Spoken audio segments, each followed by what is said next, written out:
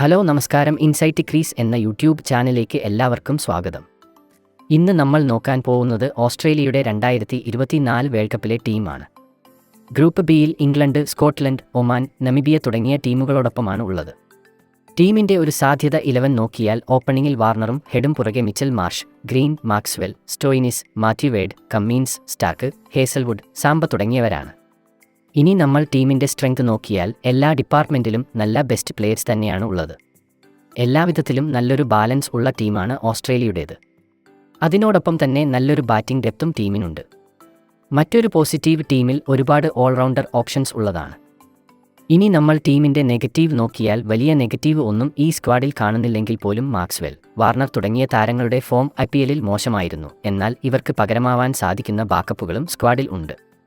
ഇതോടൊപ്പം തന്നെ പരിക്ക് കഴിഞ്ഞെത്തുന്ന മാർഷിൻ്റെ ഫോമും എങ്ങനെയാവുമെന്ന് കണ്ടറിയേണ്ടതാണ്. ഇതാണ് T20 വേൾഡ് കപ്പിനുള്ള ഓസ്ട്രേലിയൻ ടീമിനെക്കുറിച്ച് പറയാനുള്ളത്. നിങ്ങളുടെ അഭിപ്രായം കമൻറ്റ് ബോക്സിൽ പങ്കുവയ്ക്കേണ്ടതാണ്. ചാനൽ സബ്സ്ക്രൈബ് ചെയ്യുക. എല്ലാ ക്രിക്കറ്റ് വാർത്തകളും അപ്ഡേറ്റുകളും ഉടനടി നിങ്ങൾക്ക് ലഭിക്കുന്നതാണ്. മറ്റൊരു ടീമിൻ്റെ വിശകലനവും പുതിയ ക്രിക്കറ്റ് വാർത്തകളുമായി ഉടനെ എത്തുന്നതാണ്. Good bye.